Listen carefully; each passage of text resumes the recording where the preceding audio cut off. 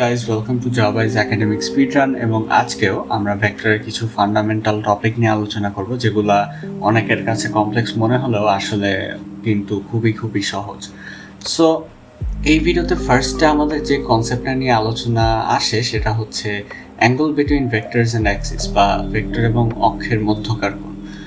So দুইটা ভেক্টরের মধ্যকার কোণ এবং একটা অ্যাক্সিসের সাথে বা একটা অক্ষের সাথে ভেক্টর যে কোণ উৎপন্ন করে সে দুইটার মধ্যে কিন্তু বেশ ডিফারেন্স আছে, বিকজ আমরা অফকোর্স ইট ইজ ইনটুইটিভ, আমরা একটা জায়গায় অ্যাক্সিস নিয়ে ডিল করছি, আমরা একটা জায়গায় শুধুমাত্র ভেক্টর নিয়ে ডিল করছি, ঠিক আছে? সো এই ক্ষেত্রে আমরা কিভাবে ম্যাথমেটিক্যাল অ্যাপ্রোচে যাব? সো আমরা অ্যাঙ্গেলগুলোকে আলফা বিটা গামা হিসেবে ডিনোট করতে পারি। Alpha for X axis, beta for Y axis, gamma for Z axis. So X অ্যাক্সিসের হিসাবটা কীরকম? ফর অ্যাঙ্গেল আলফা আমরা পুরো ক্যালকুলেশনটাকে ডিরেকশনাল কোসাইন বলা হয়। সো আলফা বা এক্স অ্যাক্সিসের জন্য directional cosine is going to be, firstly আমরা নিউমারেটরে বা উপরে আই ইউনিট ভেক্টরের সাথে যে সহগ আছে সেটাকে সিম্পলি বসিয়ে দিব, হুইচ ইজ 2, অ্যান্ড দেন পুরা ভেক্টরের যে মান বা ম্যাগনিটিউড সেটাকে এখানে বসিয়ে দিব, which is root over 2 square plus 1 square plus 2 square, like we learned in the other videos. So the value simply becomes cos inverse 2 divided by 3, because এটার পুরোটার ভ্যালু হচ্ছে √9 and then √9 is simply equals to 3. So better ক্ষেত্রে we do the same thing, but এবার আমরা যে unit ভেক্টরের coefficient দিব। So it's going to be cos inverse -1 and then divided by 3, because মানের ভ্যালু তো সব ক্ষেত্রে সমান আসবে, and for gamma it's cos inverse 2/3 same. So হ্যাঁ, এইসব ম্যাথগুলো সিম্পলি এভাবেই করে ফেলা সম্ভব, it's not difficult at all. Anyway, let's move on to some other problems. Position ভেক্টরের ক্ষেত্রে আমাদের যেই হিসাবটা আসে, সো আমি আমার লাইভ ভিডিও সেশনটাতেই বোঝানোর চেষ্টা করেছিলাম যে in an x y axis আমরা যদি দুটো কোঅর্ডিনেট পয়েন্টকে এভাবে ধরি, এটা একটা ধরলাম, এটা একটা ধরলাম, শিওর। সো এবং এই দুইটাকে যদি অরিজিনের সাথে কানেক্ট করি, এরপর হচ্ছে এটাকে ও ধরলে, এটাকে পি, এটাকে কিউ ধরলে, আমরা যদি পি আর কিউ কানেক্ট করি, it technically becomes vector P Q, যেটার ভ্যালু হচ্ছে গিয়ে vector O Q minus vector O P, and that O Q আর O P can also be denoted as Q minus P, যেটা হচ্ছে গিয়ে এখানে আমরা এভাবে ডিনোট করে ফেলতে পারি। সো যে কোনো কোঅর্ডিনেট পয়েন্টকে ভেক্টরে কনভার্ট করার উপায়টা খুবই simple. So let's say this is our coordinate point p 1, 1, 1, it simply becomes I plus j plus k. For q 3, 2, -1, এখানে হচ্ছে কি যেহেতু 3 আছে, it's going to be 3i plus y axis এর কোঅর্ডিনেট হচ্ছে 2, it's 2j, and z axis এর component হচ্ছে -1, so it's -k. এখন আমরা q minus p তে যদি আমরা এভাবে করে ক্যালকুলেট করি, it's going to be 3i minus I 2i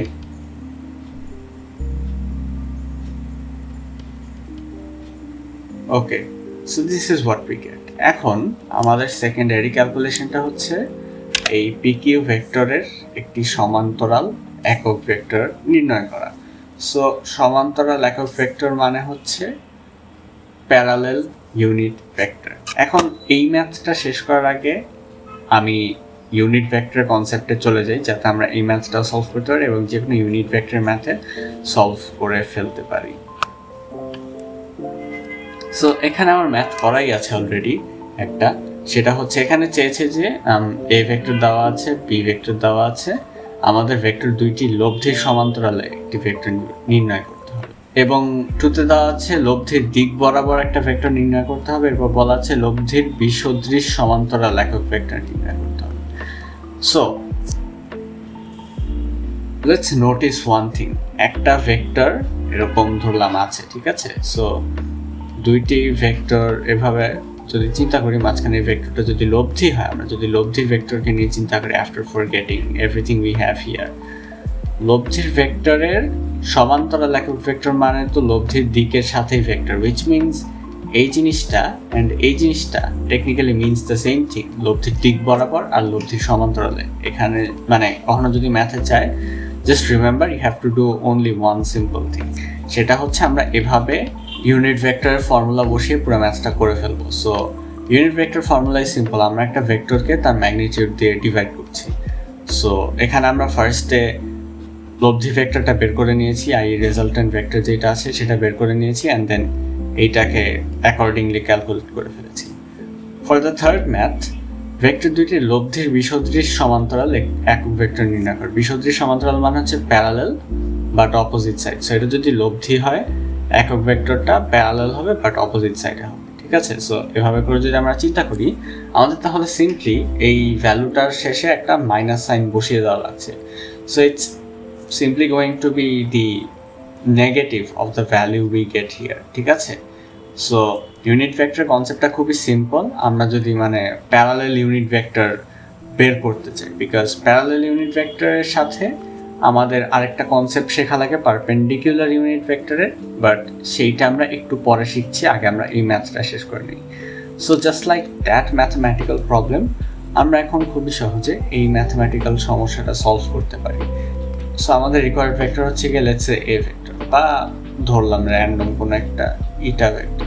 so এটার ভ্যালু হচ্ছে p q vector divided by p q ভেক্টরের মান বা ম্যাগনিটিউড।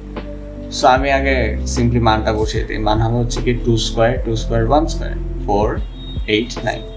ওকে, সো মান হবে হচ্ছে কি 1 ডিভাইডেড বাই 3, তারপর হচ্ছে পুরো ভেক্টরটা সিম্পলি বসিয়ে দেব 2y plus j minus 2 as simple as that. So like I promised, এখন আমরা ডিসকাস করব পারপেন্ডিকুলার ইউনিট ভেক্টর বা লম্ব একক ভেক্টরের কনসেপ্ট নিয়ে।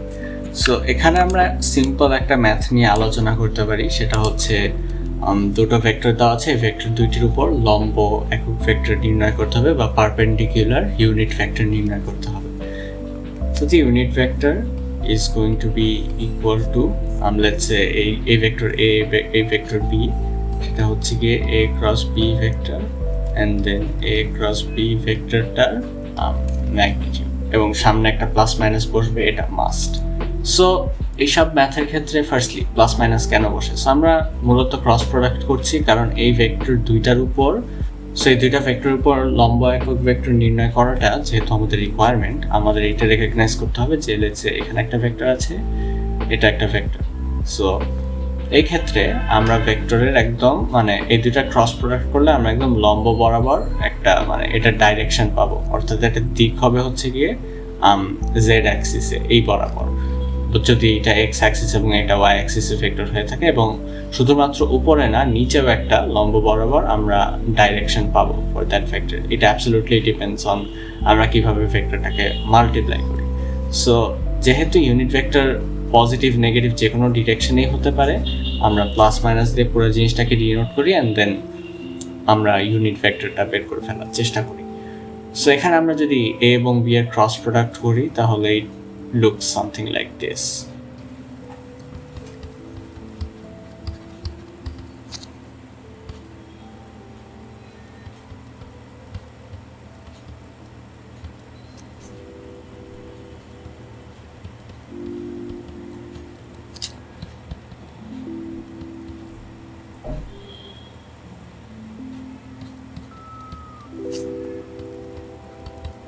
এখন আমাদের যেহেতু a cross b ভেক্টরের ভেক্টর মান চলে এসেছে, আমরা এই পুরো জিনিসটার ম্যাগনিটিউড বের করতে পারি, which is simply going to be root over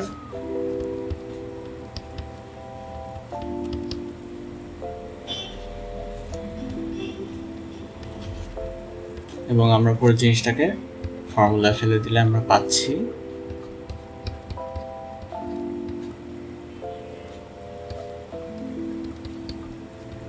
simply this, and yeah, that's it. আমাদের আর কিছু করা লাগবে না, that's the entire math.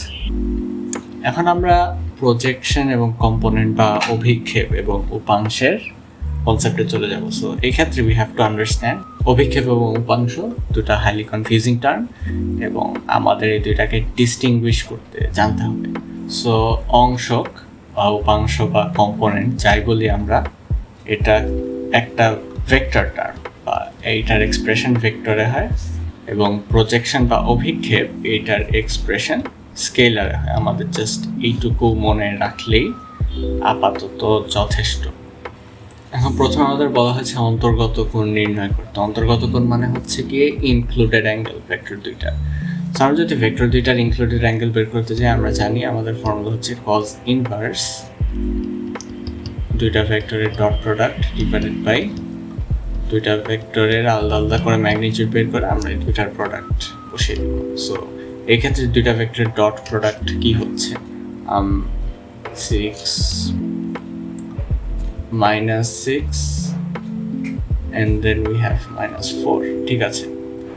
And নিচে এটা ফার্স্ট টার্ম ম্যাগনিটিউড হচ্ছে কি 1 স্কোয়ার 2 স্কোয়ার 2 স্কোয়ার অর্থাৎ 9, 3 হচ্ছে, এবং 6 স্কোয়ার 36 প্লাস 9 45 প্লাস 4 49, এটা রুট করলে আমরা পাই হচ্ছে 7।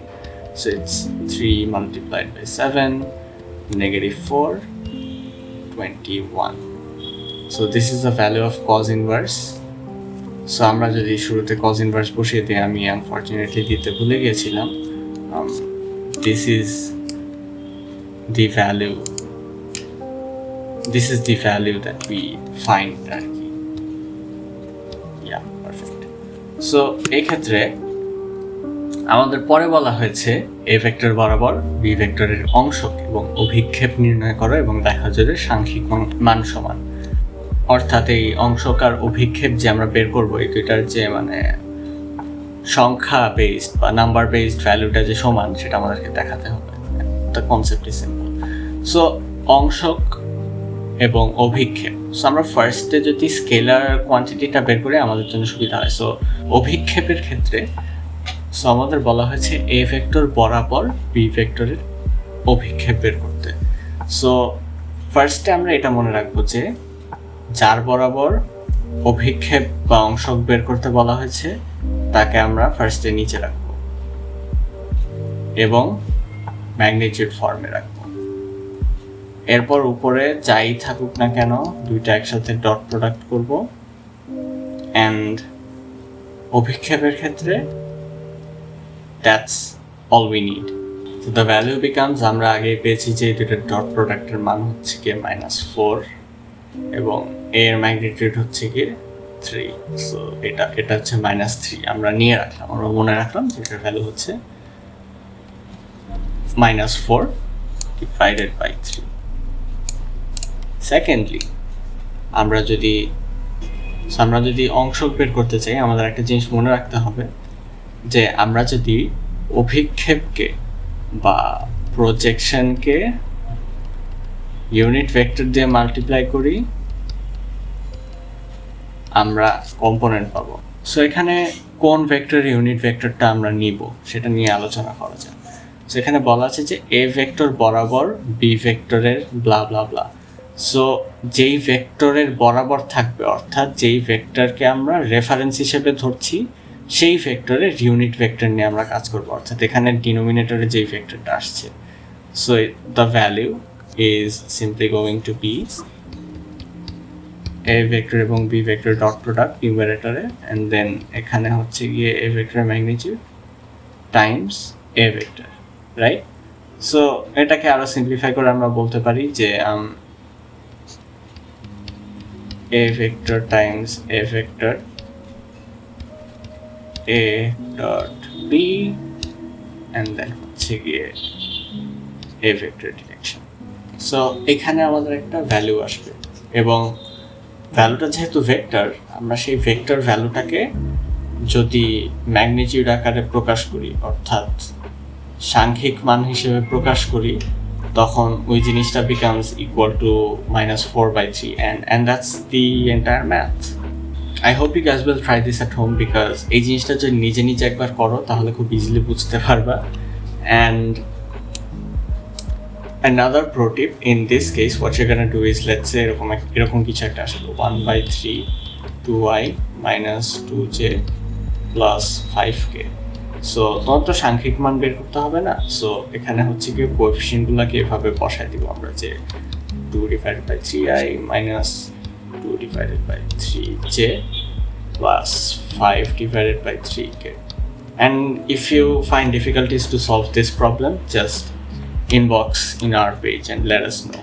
We will help with the answers.